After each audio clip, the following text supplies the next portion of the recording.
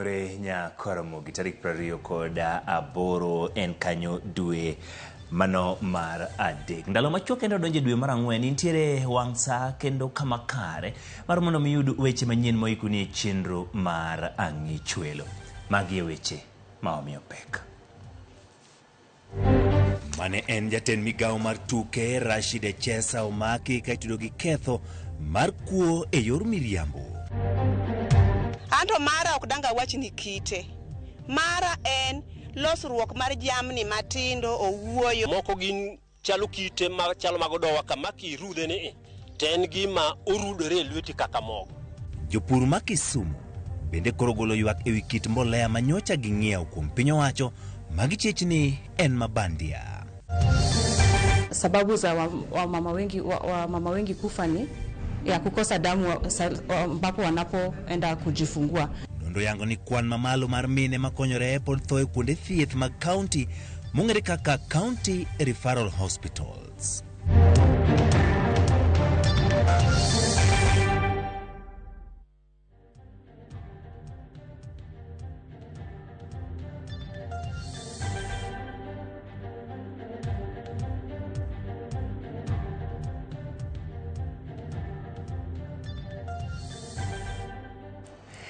Nya Ramogi kaka pile laiwa matudruok en 3-6-0-0 yuda achiel kachiel e YouTube, Facebook kachiel kod X mar RamogiTV. Kin ng'ato ma bende tiyo kod Citizen Digital intiere gi thuolo mar bende no achiel kachiel kamoro moro ma intiere wago mbaka ewi weche manyien ma wakeloni gi elak sechegi.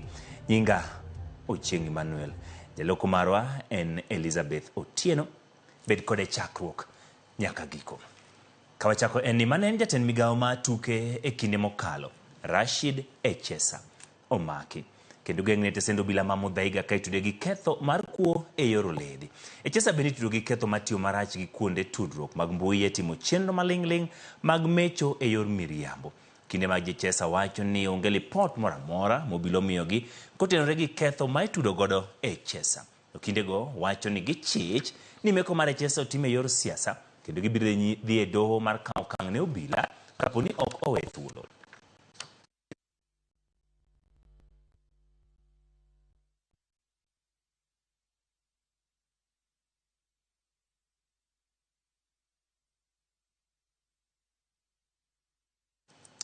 Kawadhi nyime ndalo 15 nyaka ne ng'anyo mar lakteche chakre pachoka, geno pod neno kama onge ne jotuo gi jopiny makata bedo ni kaunti ma Kisumu okwayo lakteche mondo odog e tijegi mapiyo kendo gichano timo kweno mapile ka pile ne lakteche ma biro donjo e tich e gwenge mamoko e pachoka. Ng'anyono pod ochuo chieng' ka lakteche ramo ni nyaka lo dwachgi. Jafwambo marwa Diana Olonde lerono mathoth. Kaunyono odiechieng' mar 15 nyaka ne lakteche chak ng'anyo, jochiw thieth go pod ramo ni dwachgi nyaka keti e tim. E kaunti ma Mombasa, riwruok mar lakteche mar KMPDU onyiero kendo kwedo weche mag jatend riwruok mar Governors Migori mane oyango ni piny owacho mag counties biro kawo okenge mag chik ne lakteche ma ojwang'o tich kendo dhi nyime gi ng'anyo e tok chik. Gikwayo jowetegi mane osedok e tije mondo olok tanga kendo riwre kodgi kedo ne ratiro mar jochiw thieth e pacho kae. They cannot tell us that to go each and every county to have our different CBA signed. We have one CBA ambapo kwamba imekuwa signed, ambapo kwamba iko legal right now, ambapo kwamba kutoka 2017 to 2021. Kama yeye mwenyewe governor ameambiwa aregeshe madaktari wake na amepewa court orders, why can't they even follow the court orders? We have court orders in Mombasa to this governor. We have court orders in Kirinyaga to herself, that is to reinstate all doctors ambao kwamba aliwafuta. Kwa nini hataki kuwaregesha? Is she above the law? No. Kwa nini anatutishia sisi? Sisi hatuwezi kurudi kuwasikiliza wao.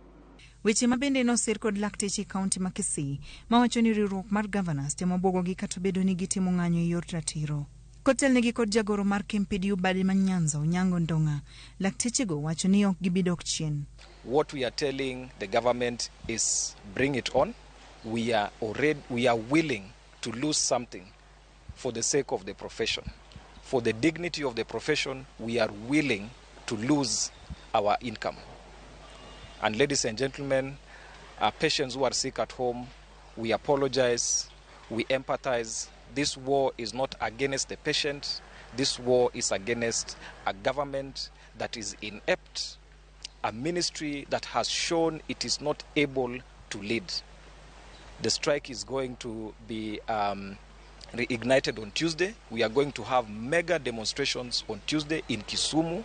E kaunti ma Kisumu, sirikal mar kaunti no nyo osendiko barua mar dwaro ni lakteche duto odoge tich kawuononi, kendo ni ne idhi kwan lakteche mar yango mago madibed ni ok odonjo e tich.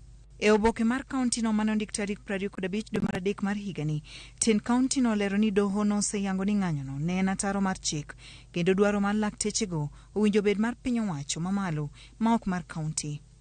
Tendo osiptal ma Ramogi Oginga Odinga Kisumu bende ne ogolo milome mar nyiso lakteche mondo odoge tich kaluwore gi chik ma osegol gi tend kaunti no. E barua manyocha ondiki gi jata tije mar osiptal no Profesa Richard Lesiyampe, lakteche go idwa ni odonje tich kochakore nyoro tarik 27. Riwruok mar jochiw thieth mar Clinical Officers bende oyango ni gibiro chako ng'anyo mar tich ariyo ma en tarik 2 dwe mar 4 mar higani, ka giwacho ni ok ginyal tiyo makare kaluwore gi ng'anyo mar lakteche madhi nyime. Tunaenda maandamano Kisumu, tukimaliza Kisumu tena tuleta Kisii. Hiyo ndio lugha serikali inaelewa, na tunaomba watu wetu kufutwa kazi sio shida. Previous government ilitufuta. Bado nurses wako nje, hawajarudi. Si ati wameshindwa kuwarudisha. Ni ile tu wako adamant. Kwa sababu hawa ni watoto wa watu wanateseka. Imagine without pay for almost 3 good years. Geno kod kwayo mar jopiny en ni mondo jogegi manie osiptende oyud resruok, kata obedo ni winjruok pok obedo e kind lakteche kod migawo mar thieth. Diana Ulonde, Ramogi TV. Erokamano Diana kuom lipodno. Ka wadhi nyime, jopur mawuok e gwenge mag Kisumu West ywak ni gin kod luoro bang' yudo kit mbolea magogi kibaji ni en mabandia. Giyango ni yiegi orumo kuom sirikal kotenore kod wach ng'iewo mbolea ma nengogi oyueyo kowuok e bodno. Millicent Adhiambo miyowa ler mathoth. Mama nyiwa ina mane? Ma en manyiwa mane? E kar dak ma Kisumu Karateng e Kisumu West, waradogi moko kuom jopur ka odiche puodho. To kata obedo ni gidich kamano, mar larore kod koth, gin kod lit gi achiedh nade bang' nyiewo mbolea magichich ni en bandia, mbolea magigolo e dero maduong' mar National Cereals and Produce Board. Kane wayieche to mokwongo kite nopori kit mbolea mane watiyo godo mokwongo. Kech ne wayudo ka en wuon en gi buru mang'eny, buru makata iting'e kama ilito yamo dhi kode. Tachiel modongo moko gin chalo kite chalo magodowa kama kirudhe ni to en gima orudore lweti kaka mogo. Naluor madhi aya fertilizer gotieno. To ka yudo, anto mara ok danga wach ni kite. Mara en losruok mar jamni matindo owuoyo. Manyiwa no inene kwa umbali achiel to en mar jamni matindo. Ena buru makata kama kete e ot kama antie. Ot duma diek. Manyiwa no kako medo bet ot duma diek. Tadwa ni kora dhia kuom taonge manyiwa mora. Koro wan gi lal maduong' nyaka ne jowete wagite. Gi lal kana achiel kuomgi. To koro an bende gitemo yota kono un be un manu biro ira be kiko yuan kichan bende okaka wan kenda kepo nu madbe awe kepo nu be ok do yudo mak mana sara to walal koro mar singel fa par kod 400. Ma chal mar mbolea magichich ni bandia. Ayawa. To ma embolea magiyango ni nikare kendo magisebedo ka gitiyo godo e kinde mokalo. Mane manyiwa maber. En midwa tiyo go mipogo. Kaka jogo ma osetiyo gi mbolea kuom thuolo malach, jopur wacho ni ok gimor nikech gichich ni iwuondogi. Mbolea nwafwanyo ni fake nikech mbolea mwasetiyo godo chakre chon, fertilizer. En mbolea makikaw mikete lo kalo ng'ich. To kuom dakika moko matin kata 1 hour ose melt ma NP okine gimoro amora mong'inore kuome. To ma endi wakaw mwatimo ranyisi ka wakete pi to tieko ndala bich ka enana kaka ni kete cha pigcha enana kaka ne encha. Mano noromo nyiso ni mbolea ni ok en mbolea masawa. Iyango ni sani gionge giye kata matin kod mbolea minyiewo mag piny owacho kata odoko ni giseyudo milome ni mbolea ma ikworo e tie cham mong'ere gi dho ngere ni top dressing osechopo. Top okanyal kawo kaloro waseng'eyo ni mbolea rach. koro top be okane kabiro kawo waonge kod yie ni top ni nyalo konyowa. Afadhali ne watige 3,000 gi wiego to wayud mbolea masawa moloyo ni watiyo gi pesa matin to wayudo mbolea ma ok bi konyowa. To sirikal wuon kane lando weche mag chiemo to ne ginyiso maber ni mondo mi wayud chiemo maber nyaka wati matek, gibiro miyowa fertilizer maber, wabiro komo mondo mi wariemb kech. Koro penjo na en ni koro mae ndiye style mwadwa riembo godo kech kimiwa gik ma fake mondo watigo to gik mabeyo to ok wanyal yudo. Ka sirikal pod oramo ni nyaka tim pimo ni mbolea milieko ni bandia mar yango adieri ewi midhiero no. Jopur to yango ni mbolea go bandia kaluore ni gionge gi chia mar leny kaka mbolea manikare leny sama owinjo ng'ich.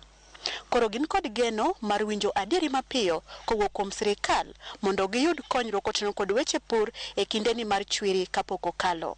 Millicent Adhiambo, RamogiTV, Kisumu Karateng, Kisumu County.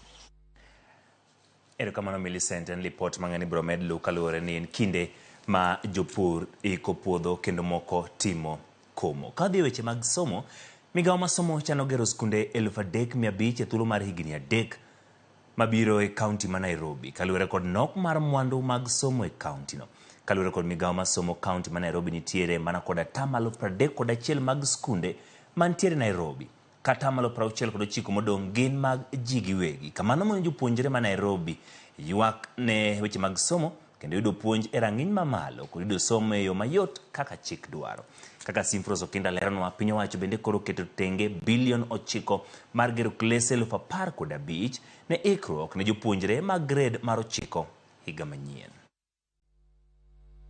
Migawo mar somo golo chenro mar ariya ma sirikal ni godo mar gero skunde, medo klese kod ndiko jopuonj kaka yo mar keto e tim lipot manogol kod aput mar somo manochuo kod jatend piny Kenya. E romo manokelo kanyakla sirikal mamalo, sirikand kaunti ma Nairobi kod jokanyo mamoko, jatend migawo mar somo Ezekiel Machogu olero ni chenro mar gero skunde manyien biro chakore gi kaunti ma Nairobi mani kod skunde matin kipimo kod kwan jopuonjre mayudore e kaunti no. Almost 70% of our schools, both in primary and secondary in Nairobi, are actually private, and only about 30% of them are public. What does that mean to the people of Nairobi? That means that there is a problem in accessibility, there is a problem in inclusivity, a problem in relevance, and also a problem in quality of education when we come to Nairobi. Because, Your Excellency, Governor, Sirikal chano gero skunde 3,500 e thuolo mar higni 3 mabiro e kaunti ma Nairobi. Kanyaka sani omenda maromo bilion 1 osechiw ne kuonde chung' od buche 17 mar gero skunde 1,000. Kopogore gi mano bende sirikal oseketo thenge omenda maromo bilion 9 ne gero klese mag grade 9 e pacho kama ngima. we have also secured 9 billion, which we will be able to do 15,000 classrooms, such that when we come to grade 9 next year, you will find that we are ready with the grade 9. So we are starting construction in order to make sure that we have enough facilities. Gavana ma Nairobi Johnson Sakaja mabende ne nitiere romo no singo mana no ni lope sirikal duto mano yaki gi ji giwegi oduoki ne sirikal mondo tigo de gero skunde mag piny owacho. We are taking it back. Every public piece of property in Nairobi for the people will remain with the people and for our children. We have built stadium. Juzi tumefungua Dandora Stadium. Tumefungua Uhuru Complex in Embakasi West. Right now, if you go to City Stadium, contractor is on site. If you go to Woodley, contractor is on site. We want in every constituency a place watoto wakitoka shule wawe na mahali ya kucheza, kufanya homework. Kwa saa zingine nyumba zetu ni ndogo, waziri. Nyumba zetu ni ndogo sana Nairobi. Sakaja bende olero ni chenro mar chiwo chiemo skunde dhi maber kendo gichano medo kwan sikunde mayudo konyo chenro no. Every day we feed 184,000 children in Nairobi at 5 shillings. Every school day. Nearly every child in Nairobi gets a nutritious hot meal. Kaka yo mar ting'o rang'iny mar somo e pacho ka, sirikal geto gero klese 20,000 higa ka higa, ndiko jopuonj 200,000, neno ni ma ok tin ne skunde 30,000 onyalo somo achiel kachiel e yor mbui e kind chenro mamoko. Simfros Okinda, RamogiTV. Kadhi nyime e weche mag monj ma saka sama bende chando ganda. Piny owacho olando medo kwano bila ma kicha e nyanduat mar ho mar okak mar jiwa pedha mar kedo kod jomaundu manyayo kuoma jamni. Magi yange gi jatend migawo mar rita kwe Kithure Kindiki mabende lero ni giseduoko e lwet wegi jamni 5,600 mane okwal e kaunti ma Turkana kendo imedo jiwa pedha mar duoko 1,200 mapod ni e lwet jokuo mag jamni. George Bati miyo mathoth. E limbe mare kaunti ma Turkana mar ng'iyo kenge mag jiwa arita e gwenge makono, jatend migawo mar arita Kithure Kindiki oyango ni dweche 6 mokalo apisa mag arita oseduoko ne wegi jamni 5,600 e kind 6,800 manokwal e kaunti ma Turkana. In the last 6 months, 6,800 livestock has been stolen from Turkana County. Out of the 6,800, we have recovered 5,600, 1,200 livestock, heads of cattle and camels are outstanding.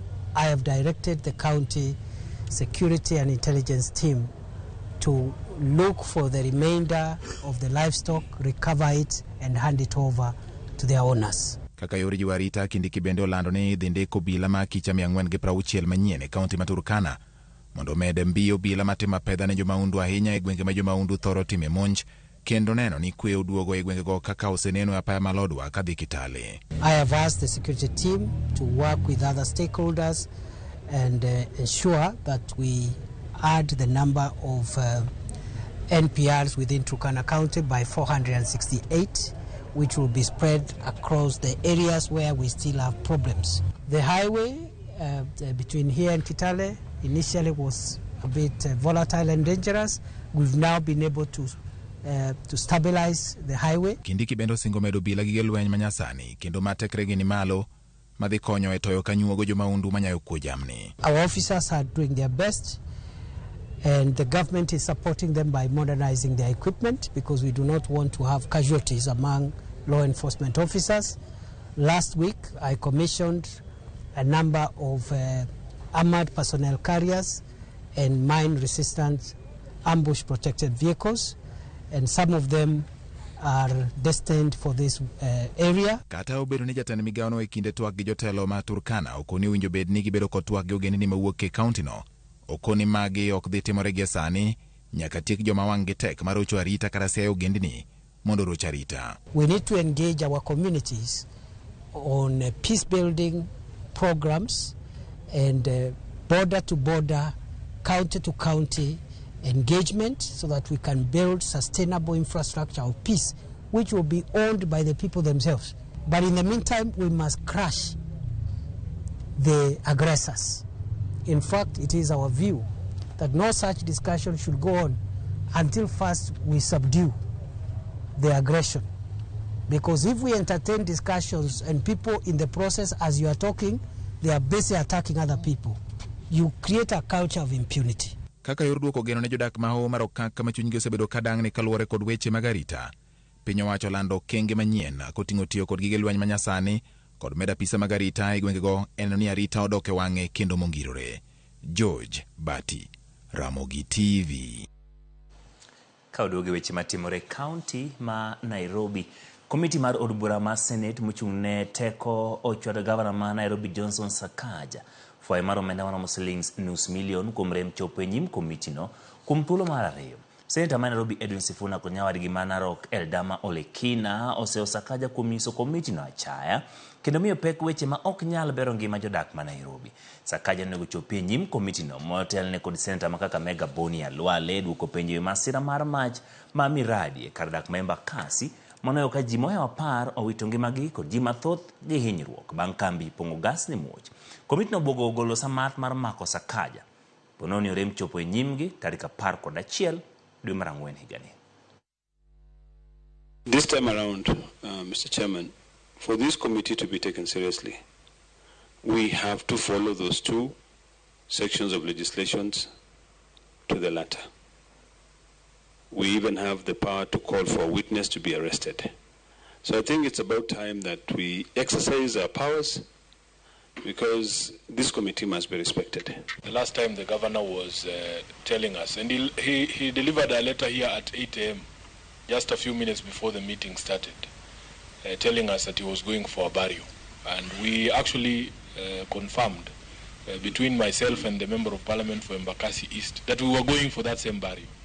But we came to the committee first, executed our business at Parliament, and joined the governor at that same funeral, Mr. Speaker, Mr. Chair. Today, I will not be surprised if you see the governor of Nairobi at the flag of the World Rally Championship at KICC, because I am sure that is where he's going to be. He prioritizes Sherehe over this parliamentary business. So the committee is decided that we are summoning this governor. When is the earliest? So the nearest date available is on 11th. We meet him on 11th in this chamber at 9 a.m. in the morning, and today he's going to pay a fine of 500,000. It is so decided. Kodhi weche moko eni oyangore ni timbe mag mibadhi tiyo marach gi mwandu mag counties kod rem kete ler chenro mag counties gin moko kuom gigo mosebedo kathiro dongruok e counties mapachoka. Ma oyange kinde keto yanga lipod nonro mosebedi ka itime ewi kaka counties mapachoka osebedi ka itayo ka riwruoge mopogore opogore kwayo jod bura bad migepe mag piny owacho matimo nonro kod mana makedo gi mibadhi mondo riw lwedo e kedo gi midhiero go mathiro dongruok e counties mapachoka. Lidio Keo Egiler. Telo mar kor gwenge kata counties osebedo ka oketi e time pachoka kuom higni 10 mokalo. Banka no chake ayanga e higa mar 2013 banka tayanga chike masani tao piny Kenya. Nonro ma osebed ka itimo kotendre kaka counties osebedo katiyo ne oketa yanga bang' yudo pach jopiny ewi tend kor gwenge mathuruka. E report no oyangore ni mibadhi tiyo marach gi mwandu piny owacho mag counties kod rem kete ler chenro mag counties moko kuom gigo ma osebedo kathiro dongruok mag counties mathuruka. Going by the survey that they are seeing a lot of corruption which is impeding effective service delivery by county governments and even national government, to the extent that procurement of critical services such as health, water, agriculture is going on the negative. Like citizens are not getting the services, the quality of services they anticipated to get from devolved governments. Bishop Ogida gave a report yesterday and it was adversely mentioned. So we acknowledge that it's there. And as a national government, we appreciate that it's a challenge that we need to overcome. Moko kuom jogo manokawo pachgi oyango ni tudruok makare e kind piny owacho mamalo kod counties kaachiel kod rem chwalo omenda ne counties e wang' sa osebedo kathiro dongruok e counties mapachoka. Counties are experiencing challenges in terms of diversing the devolved governments. We are seeing that they are spending less than 10% of their budgets on devolution because of competing interests. And more important also, as the working group, we are keen to see that all the functions that the national government still holds and their resources are devolved to county government, so that the services that citizens expect of county governments are well financed and implemented. We are also calling for transfer of all functions that are stipulated in Schedule 4 that are meant to be done by counties to county governments and the attendant resources. Counties ose kumre mnyuako dhodi duto e chiwo tije ma counties. Kathoth counties ntere kod oganda maya dhodi moko kaka jotije county kato bedo ni counties go tingo oganda maya dhodi mopogore opogore kakoro dwaro nitiere mar nyuako oganda duto e tao chenro mag counties. Counties are not bringing on board all the communities that are represented in their counties when it comes to employment or recruitment into critical offices. Women are being left out, persons with disabilities are not adequately represented, and that has brought about conflicts, reduced efficiency, and also is a breeding ground for corruption and nepotism and all sorts of ills against the national values and principles of governance. Jopiny bende oyuak ni counties ok thor kawo pachgi kaka itao chenro mag counties kaka chike mapachoka dwaro ka omenda mag counties bende giwacho ni itiyo godo marach. Public participation is a value that cuts across the two levels of government. Citizens also want to have a voice in issues national budget, revenue sharing, service delivery by national government, because both levels of government are serving one citizenry. ok watend counties ma pacho ka mondo mi olos lwasi makare ne oganda modak e counties mondo mi ochiw pachgi kendo onywak e chenro mag counties kaka yor neno ni ota counties kaluwore gi chike mathurka. Lydia Okeyo, Ramogi TV, Nairobi. Ramogi gi lipot ma Lydia Okeyo no ema bende wabiro bedo kwatieko godo kidieny mokwongo mar weche manyien mokelo nigi lak seche gi. Nitie jogo mane na dan nyakwar nyandiga kane got kodhil Migori. Ana Ramogi TV maler, an kwayo mara en ni piny owacho nego ne ni jopur ma oyudo lal tok ng'iewo mbolea mabandia duok negi pesa gi. Erokamano Dan kan nyakwar nyandiga namba 3 ng'ato wacho kani Emmanuel ni kendo weche manyien chopono maler ndi kantira wasi boda mano jamtauda wasi boda intiere gwenge. Erokamano kuom kete Ramogi TV. Meko mare chesa en matuo kod oganda jo Kenya. Kenya ka jokuoge madongo ok tue. Doho ma Kenya tue mana jokuoge matindo tindo. Omiyo wache chesano en mana sigana. Mano paro mar ng'at pelunga ni Ajwang David kowok e gwenge mag wacho kanyo ni gwenge mag Homa Bay. Nitie ng'at mabende luongore ka ni an Nyarigal Fred kan sori karungu. Sirikal ong'iew wach mbolea. Jopiny ywak ma ok ber mago jok mona ote namba 2 bende nitiere ng'at maluongore ni Brenda onena en kaachiel kod min mar ka gintiere gwenge mag Kisumu e kar dak ma Polivi wacho no Chieng' Emmanuel amor ka okelno weche manyien gi elak seche gi Ramogi mamiyo weche ma winje makare. Kamano Brenda ka intiere gwenge mag Kisumu. Tom Ogoya Sure wacho ni wach mbolea mabandia omiya kuyo nikech an nyocha asekomo kode. Tom wacho ni osetiyo kod mbolea mabandia sio bende koro jopur ywak kanyo. Erokamano kuom kete Ramogi TV. Sirikal dhi chako uso simiti ni ngano to kuoyo ni sukari. Sirikal nego non maber gimoro amora madonjo e chiro ne jopur kata ja Kenya moro amora tiyo gi mondo moro amora. Erokamano kunyisa ni nyingi en ng'a kata kamano. Erokamano kuom duoko machal kamano. Nyakwaro mga Jwang kik idhi mabor pod ntiere kod mathoth moiko ni chenro mar Ang'ichwelo.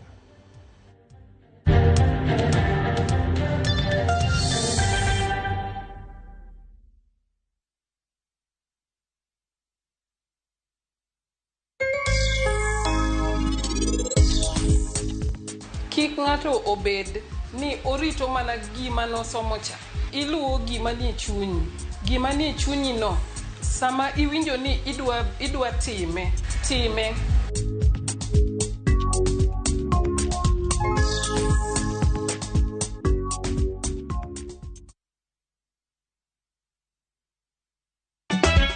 Ikrine nyiero ma okru.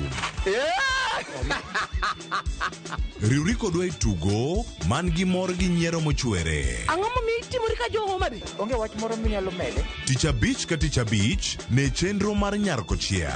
Adwa ni rudho sufria ni ma ler piat ka ng'era kama taneno sucha. Kendo we kinde mag moro bedie.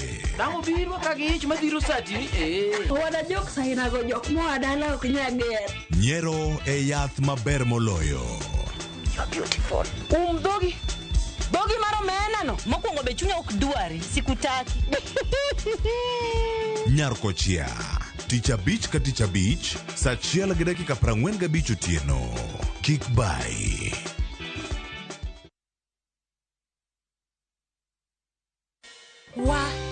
Lakini vile hii ekonomi imetufinya, ilinibidi kubadilisha sabuni nikatumia ingine rahisi.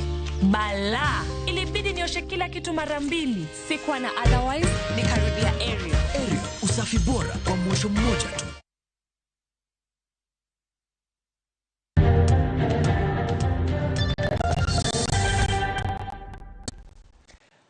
Erokamano nyakwara Ramogi kumedo kete Ramogi TV wadhi nyime maromo mine kod nyiri 5,000 wito ngimagi higa ka higa kinde magi konyore ka thoth minegi gin makonyore kuonde thieth mag county ma kuonde thieth mong'ere kaka county referral hospitals. Bende counties 13 kamoting'o 3 makaluo tele counties ma mine mathoth wito ngimagi kinde magi konyore. Kaka Judith Omondi lero, tend counties ka achiel gi migawo mathieth obagromo maduoko piny kwan mine ma wito ngimagi ka ochopo higa ma 2030. Good morning everyone. My name is Charity. En romo mane okelo kanyakla jotelo mag counties 13 ma otelo e kwan mar mine kod nyiri ma wito ngimagi sama ginyuol. Counties 13 gi onywando 3 makaluo kama oriwo Homa Bay, Siaya kod Migori.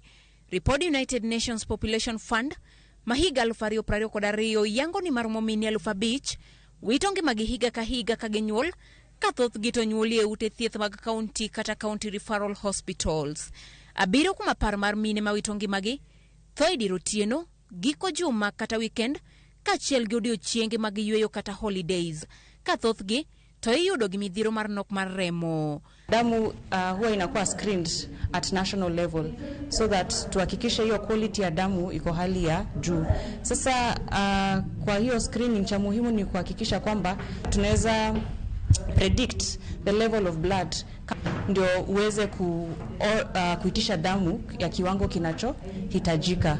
Kwa hivyo let us donate ndio tuweze kuwa na hiyo availability, lakini pia hiyo ability ya kusema nadhani kwa mwezi huu tutahitaji begi kama ni 20, 30 hivyo, na tuwe na hiyo vifaa ya kuhifadhi damu kama fridge. Atamalo pradega dek mar nyithindo matho ka inyuolo witongi magini kecho nyuol gi kapok ndalo gi romo gino mabende jolony koni nyayo reni kechonge kuonde rito nyithindo gi ma oromo e ute thieth. Tunajua sababu za mama wengi kufa ni ya kukosa damu ambapo wanapoenda kujifungua, na watoto ni kuwa wakiwa wagonjwa ama wazaliwa wakiwa wadogo kabla wakati wao kufika, na pia kukosa hiyo oxygen ama hewa kupumua wanapozaliwa.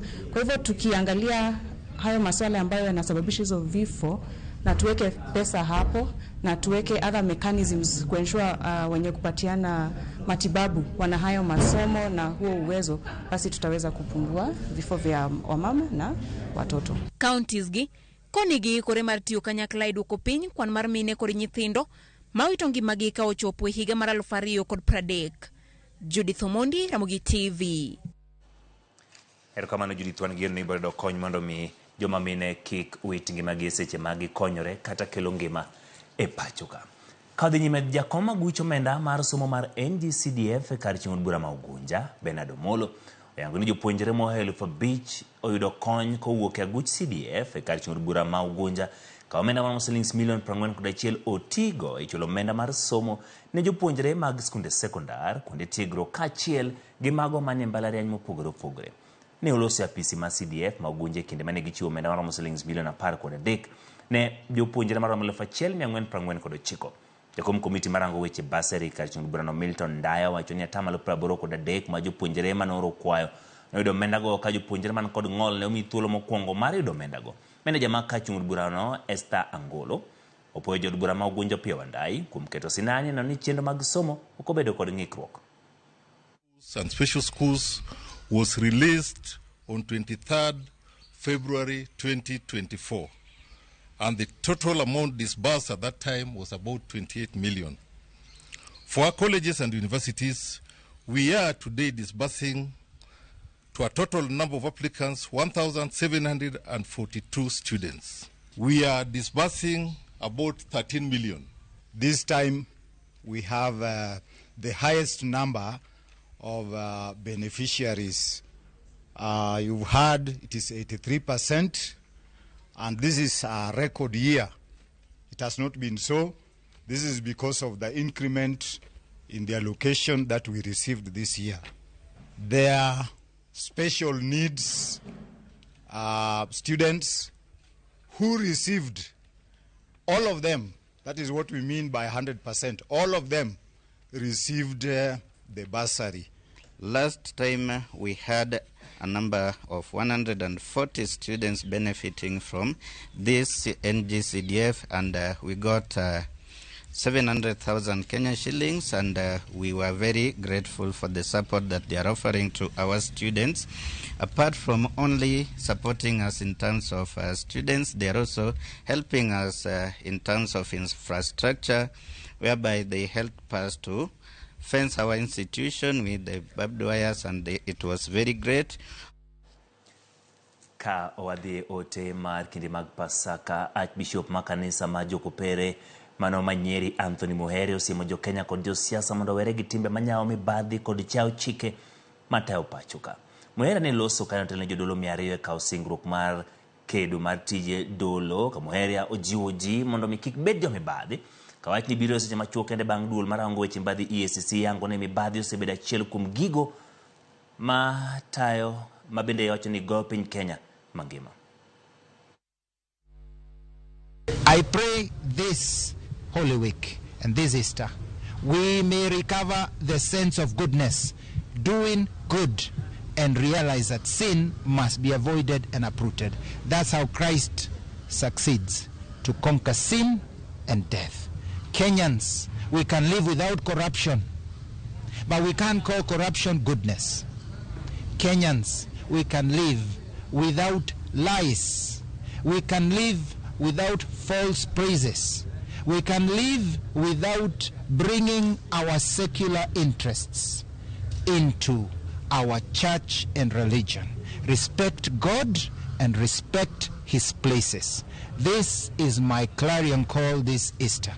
Let us leave God away from our pettiness, and let us leave God's spaces and sacred spaces for him, and let our hands become clean again if we are Christians and if we believe in him.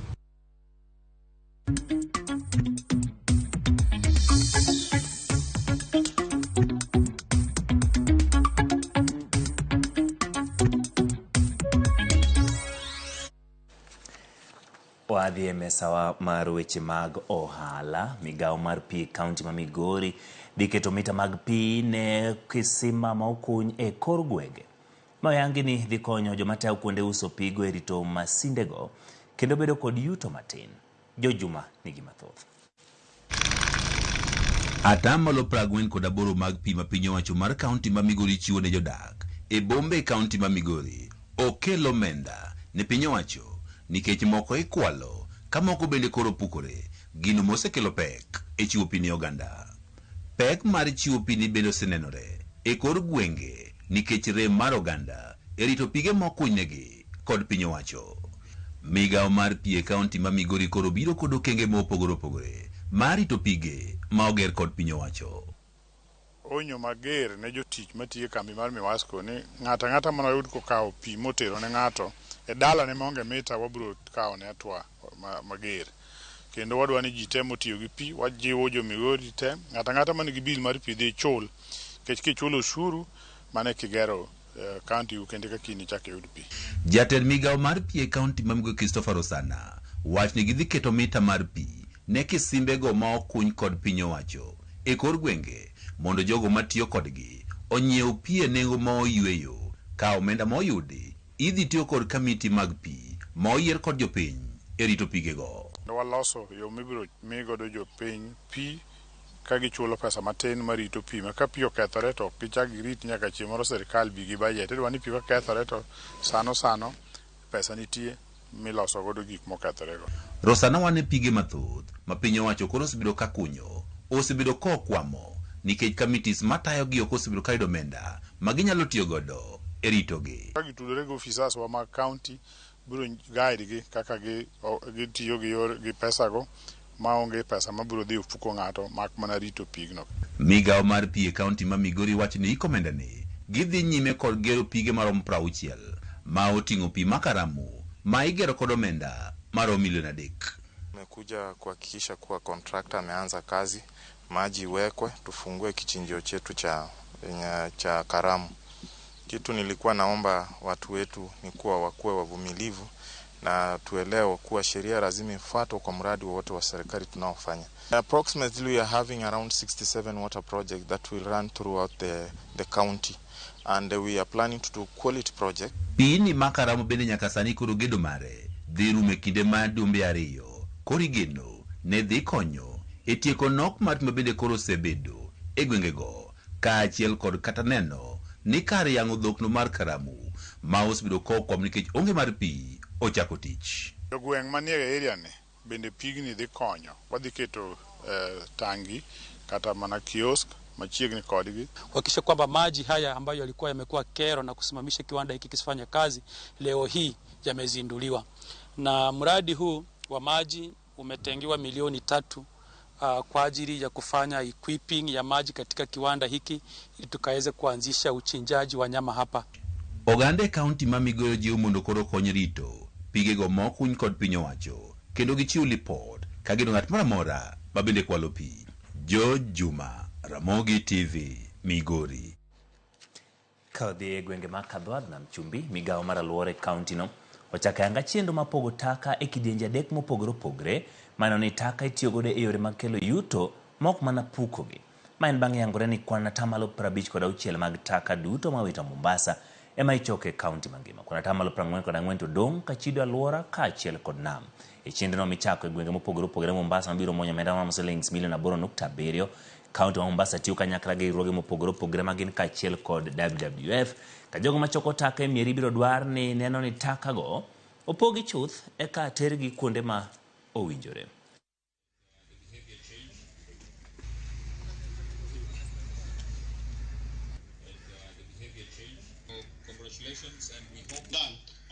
Pogo taka en matiende ni inyogi bin sadek. Bin achiel en mar keto chilo mag jikon. Chilo mag jikon gin mag alode, kaka alot, kitungu, nyanya, gigo mawuok e jikon mang'ich. Takataka ni en takataka minyalo tigo kiloso go manyiwa. Iluongo ni compost manyiwa. Compost manyiwa kidhi pidhogo chiemo to nitie chiro kaka Mombasa wana port city.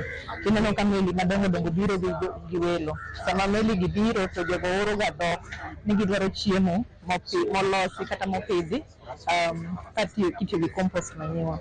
Kwa ufupi tume identify nyumba 800 ili tuanzishe huu mradi ambao tunataka kuona vile itaendelea. Kisha tukishaona vile inaendelea tunafanya kazi pamoja na county government ya Mombasa. Swala la waste management is purely devolved, hatungoji mtu yoyote.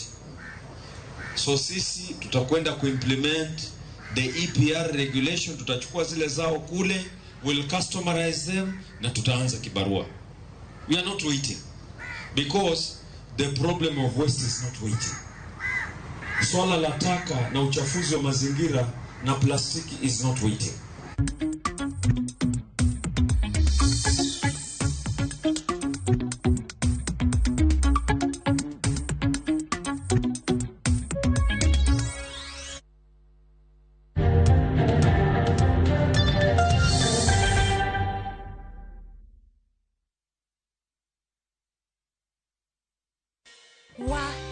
Lakini vile hii ekonomi imetufinya, ilinibidi kubadilisha sabuni nikatumia ingine rahisi. Bala, ilibidi nioshe kila kitu mara 2. Sikuwa na otherwise, nikarudia Ariel. Ariel, usafi bora kwa mwosho mmoja tu. Chakuoth materi kama berlilo emanitie. Donji e piny ma jotije wa makonyo kastembe gi rwak makende ok ni mana kod lony to gikonyi e timo yiero makare mar chopo lek ma in godo e kitu itado midwaro. Winjane sigand kastembe wa moseyie kod ber magiseyudo. Mabati is the best na bei iko sawa na quality iko poa. Limwa e badwa ma Manjit House, Kisumu Accra Street e apaya ma Paul Mboya. Gochi e 070 Adek Abichabirio, Aria Borachiel, Royal Mabati Factory, excellence redefined.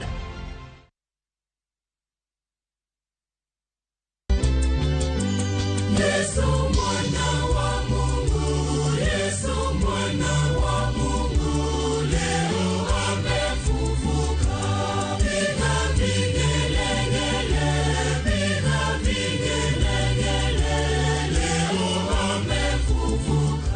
Dial *487*3# to get this song.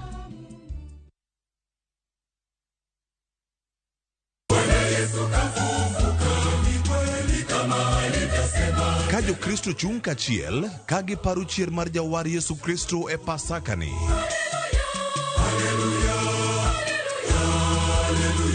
Wadhi bedo kendo wadhi wuotho kodu e nyasini ka wamedo miyo nying Nyasaye duong'.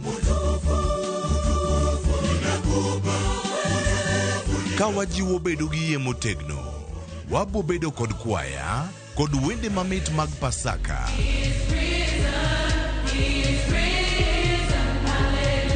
Sinema kod katun manyiso sigand Yesu kod jopuonjrene. Ino duogo.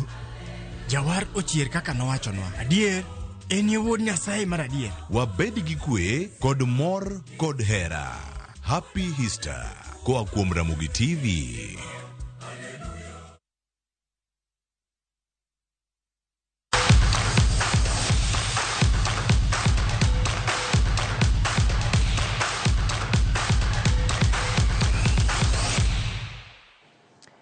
Machiegni weche mag tuke gikone piem mag nyamburko telo mar Kenya higani ochakore ayanga.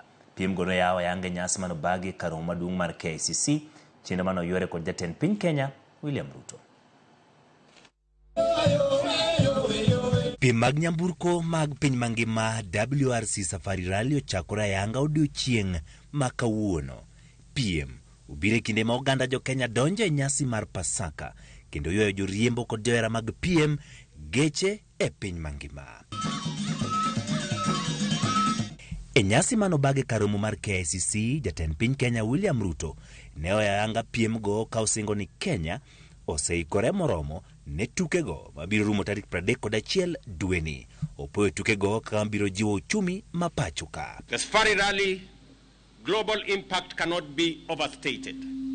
Through the years, it has remained in the lead as the WRC broadcasts in over 150 countries around the world. Last year, it attracted an encouraging viewership of 80 million. And this year, we expect to do it even better and reach 100 million viewers around the world.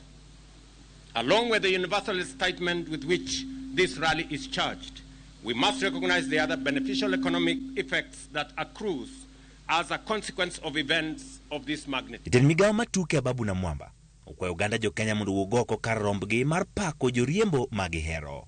We are absolutely happy, glad to have Kenya as one of only 13 rounds of the World Rally Championship Series, and indeed the only one on the African continent.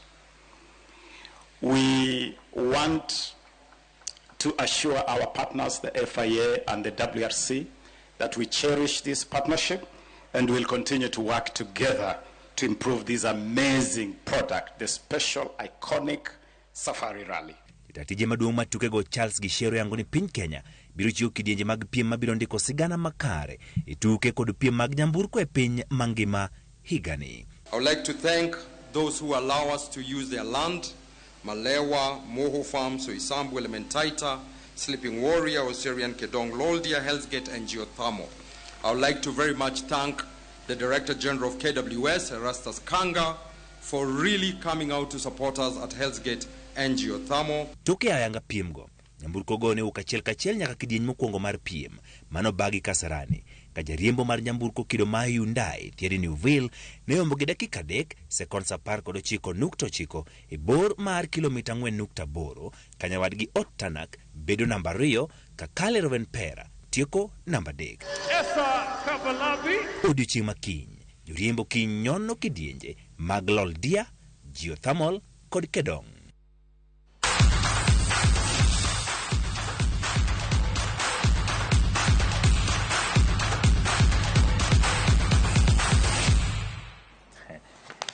Erokamano nyakwaro Ramogi, hapa ni mana makelo giko mar weche manyien ma iko nige lakseche gi waduto wadhi Naivasha mondo mi wane weche matiore kod piem mag nyamburko. Nyinga Uching Emmanuel, jaloko marwa en Elizabeth Otieno. Wanere sadek e chenro mar Wimbore.